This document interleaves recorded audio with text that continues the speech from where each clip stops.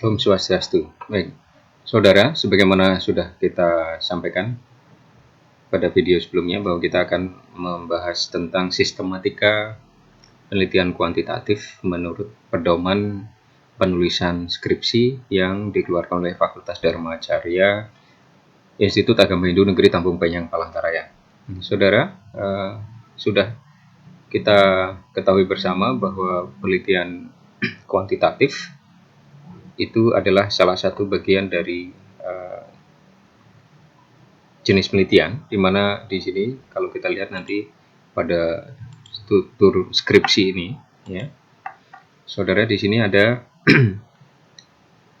kita lihat secara keseluruhan, ya, daftar isi yang ada di pedoman penulisan skripsi itu dikatakan di sini ada misalnya bab 1 pendahuluan, kemudian ada bab 2 kaitannya dengan proposal skripsi. Lalu disebutkan di sini ada syarat-syarat akademik misalnya seperti apa, lalu ada seminar proposal skripsi seperti apa. Kemudian yang diatur di sini adalah bagian ini, ada struktur skripsi. Nah, disinilah di struktur skripsi ini kita kemudian bertemu di mana ada dua jenis penelitian, yaitu disebutkan di sini 31, ada 311. Struktur isi skripsi itu terdiri dari penelitian kuantitatif dan penelitian kualitatif, ya. Jadi kita tahu bersama ada jenis penelitian. Yang pertama adalah penelitian kuantitatif, kemudian yang kedua penelitian kualitatif, yang ketiga sebenarnya ada jenis penelitian lain yang disebut dengan penelitian campuran antara kuantitatif dan kualitatif, atau sering disebut juga dengan mixed method. Tetapi untuk jenjang S1, biasanya untuk jenjang sarjana, Anda tidak banyak diajarkan terkait dengan penelitian campuran atau mixed method ini, meskipun sebenarnya ini juga dimungkinkan. Tetapi cukuplah di dalam pedoman ini disebutkan ada dua jenis skripsi yang berdasarkan jenis penelitiannya adalah kuantitatif dan kualitatif. Jadi ada penelitian kuantitatif, penelitian kualitatif. Nanti yang akan banyak kita bahas di dalam tutorial kita tentu saja adalah yang pertama ini, ya, yang penelitian kuantitatif. Karena disinilah sekali lagi letak statistik yang kita pelajari itu digunakan untuk penelitian kuantitatif ini. Kemudian kita masih akan melanjutkan, saudara. Kita akan fokus pada apa yang dibahas di sini di dalam pedoman skripsi ini. Di bab 3 struktur skripsi, sekali lagi ini kalau kita buat ada penelitian kuantitatif, kemudian ada penelitian kualitatif. Kemudian di sini ada penjelasan kerangka skripsi, ada bagian awal, bagian utama, bagian akhir, dan seterusnya. Tapi kita masih akan fokus pada struktur skripsi, khususnya terkait dengan penelitian kuantitatif dan penelitian kualitatif. Kita akan pelajari sistematikanya, isinya apa saja ketika penelitian itu yang kita pilih adalah penelitian kuantitatif. Berarti adalah penelitian yang nanti terkait dengan statistik yang kita pelajari. Nah, saudara, di dalam pedoman yang sama yang sudah kita sampaikan di sini ada ditulis sistematika dari penelitian kuantitatif. Ada sistematika penelitian kualitatif nanti secara terpisah. Nah, ini hanya untuk menunjukkan apa saja sih ketika skripsi atau proposal skripsi kita itu berisi penelitian kuantitatif. Apa saja yang harus ada di dalamnya. Pertama adalah halaman sampul. Kemudian ada halaman judul, halaman pengesahan skripsi, halaman pengesahan penguji skripsi, halaman surat pernyataan, moto, kata pengantar, abstraksi, daftar isi, dan sebagainya. Mungkin ini nanti akan Anda temui, tapi ini belakangan. Jadi nanti akan kita buat bagaimana sistematika ini. Tetapi fokus kita bukan hanya di sini, tapi pada ini, ya, pada bagian yang ini di dalam tadi ada setelah daftar isi, kemudian ada bab 1. Bab 1 pendahuluan. Ini sekalian belajar metodologi penelitian saya kira, ya. Nanti ketika Anda menulis proposal skripsi, paling tidak di bab 1 pasti ada bagian pendahuluan. Nah, di pendahuluan ini ada latar belakang masalah, kemudian rumusan masalah, ada tujuan penelitian, ada tujuan umum, ada tujuan khusus, manfaat penelitian, dan sebagainya. Ini nanti tentu akan Anda pelajari dalam mata kuliah metodologi penelitian atau teknik penulisan skripsi. Tetapi disinilah kaitannya dengan penelitian kuantitatif, ya. Di latar belakang penelitian ini, di bagian bab 1 ini, khusus untuk latar belakang penelitian yang kuantitatif, itu nanti berarti harus memiliki uraian atau paparan yang tentu akan berbeda kalau penelitiannya adalah kualitatif.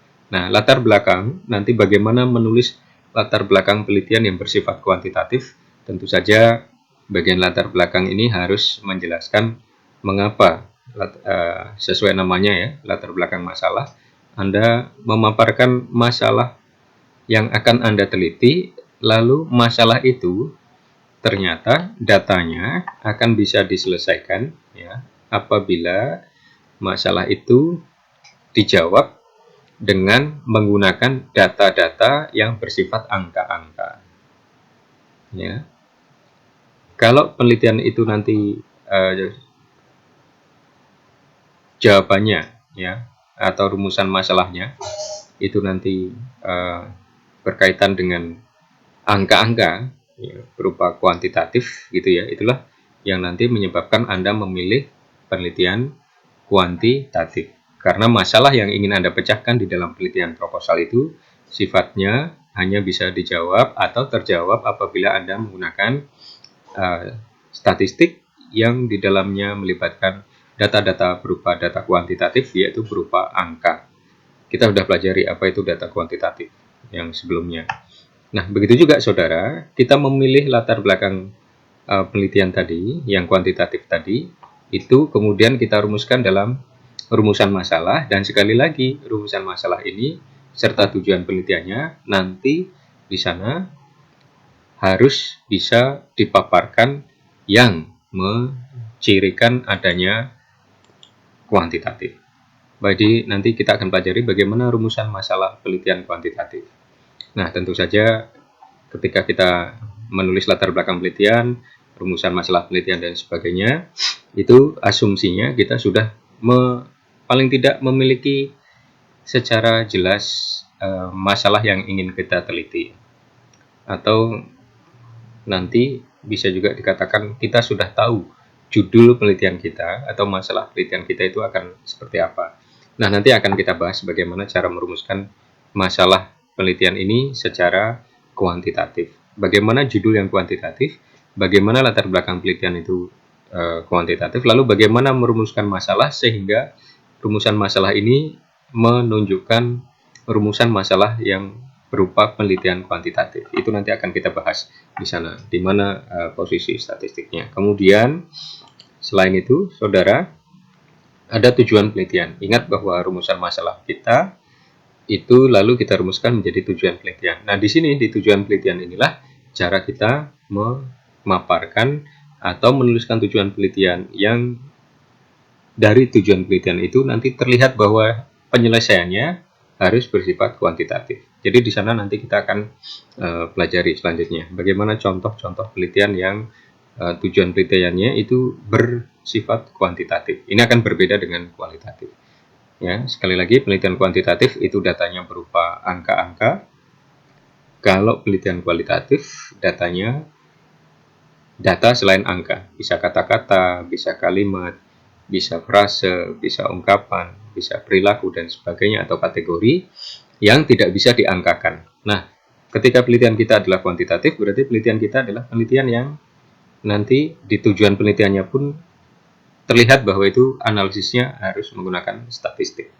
Nah, ini saudara di bagian pendahuluan ya, nanti posisi statistik sejak awal itu digambarkan bahwa latar belakangnya menunjukkan kuantitatif, rumusan masalahnya juga kuantitatif, tujuan penelitiannya juga kuantitatif. Dalam arti bahwa ini nanti jawaban dari penelitian yang ingin Anda lakukan dalam bentuk skripsi itu, ini menunjukkan bahwa datanya berupa angka, penelitiannya akan terjawab apabila data-datanya dilakukan dengan menganalisis angka-angka. Nah, angka ini bisa didapat nanti misalnya dari angket, bisa dari kuesioner dan sebagainya yang nanti kita akan pelajari lebih lanjut.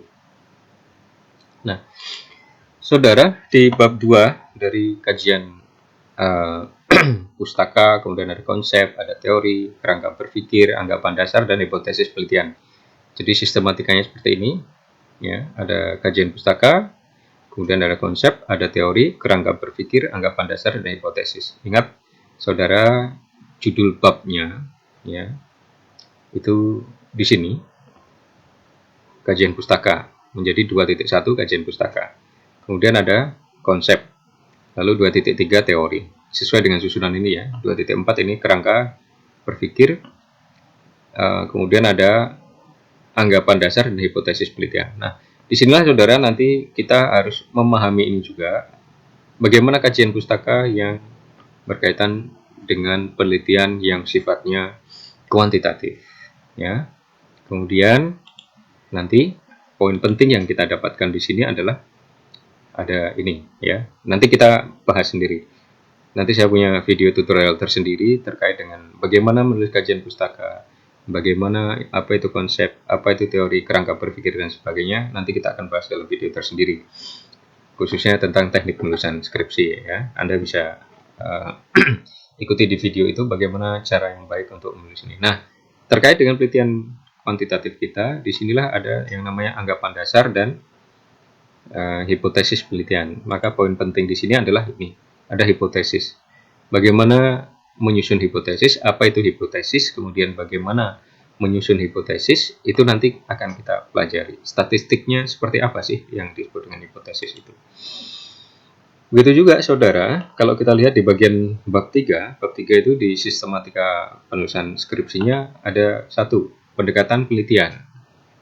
Yang kedua, ini nanti pendekatan penelitiannya. Oke, pendekatan penelitian tentu saja kita, karena kita adalah penelitian kuantitatif, berarti nanti pendekatan kita itu kuantitatif.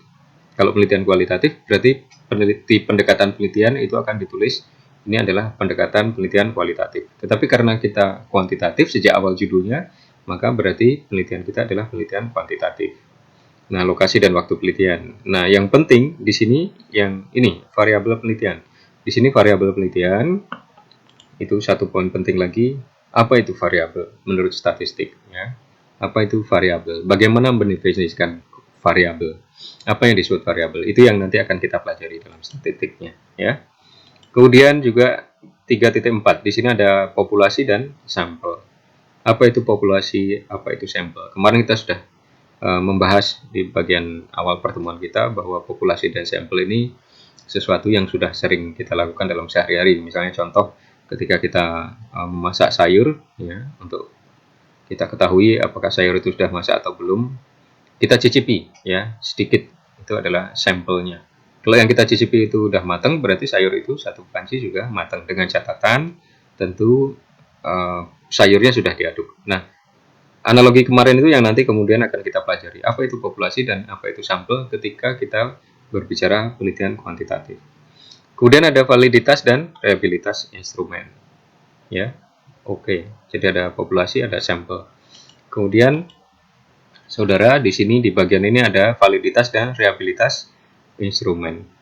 Ketika kita menyusun penelitian, itu pasti harus ada yang disebut dengan validitas dan reliabilitas. Ya, penelitian kita, data kita valid, kemudian juga reliable. Nah, bagaimana membuat penelitian kuantitatif itu diuji validitasnya, bagaimana reliabilitasnya, bagaimana menyusun instrumennya, nanti akan kita pelajari. Ya. Begitu juga, saudara, ada yang disebut reliabilitas instrumen. Nah, berikutnya ada teknik analisis data. Jadi bab 2 dan bab 3 ada poin ini. Hipotesis, variabel, populasi, sampel penelitian, validitas instrumen, kemudian ada teknik analisis data. Ini yang akan nanti kita pelajari. Materi statistik kita akan membahas terkait dengan ini. Ya, apa itu hipotesis, apa itu variabel, populasi, sampel, dan seterusnya. Jadi statistik kita nanti akan ke sana.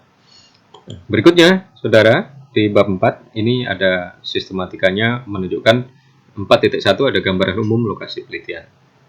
Sekali lagi nanti kita akan membahas lebih detail ini dalam mata kuliah atau video yang lain. Kemudian disinilah ada yang disebut dengan poin pentingnya, yaitu kita harus melakukan analisis data, ya, supaya kita tahu bagaimana penelitian kita untuk menjawab rumusan masalah dan tujuan penelitian yang kita sudah tetapkan di bab 1. Berarti kita harus melakukan analisis data. Nah, di dalam penelitian kuantitatif, di analisis data inilah nanti peran penting dari statistik, ya. Statistik, berbagai bentuk statistik itu analisis datanya kita gunakan khususnya untuk menganalisis di data-data yang kita kumpulkan di bagian bab 4 ini. Nanti ada berbagai jenis penelitian statistik, bentuknya misalnya ada hubungan antara motivasi dan prestasi misalnya, ya. Kemudian ada pengaruh, misalnya ada pengaruh motivasi terhadap prestasi. Nah, nanti ada jenis-jenis penelitian yang seperti itu yang kita bisa lihat jenis-jenis analisis datanya akan berbeda. Nah, selanjutnya berarti kita juga menyajikan penyajian data. Nah, bagaimana penyajian data statistik? Kita kemarin sudah sedikit membahasnya, tapi di sini nanti kita akan bahas lebih detail. Penyajiannya berarti penyajian datanya itu sekaligus dibahas di bagian hasil penelitian. Nah, saudara, yang penting di bagian pembahasan hasil penelitian itu adalah tadi di bagian bab 1 penelitian kita sudah menyampaikan apa itu hipotesis, ya. Hipotesis itu diterima atau ditolak. Itu nanti yang akan kita pelajari. Nah, di sini ada pengujian hipotesis. Bagaimana cara pengujian hipotesis? Disinilah peran statistik, ya.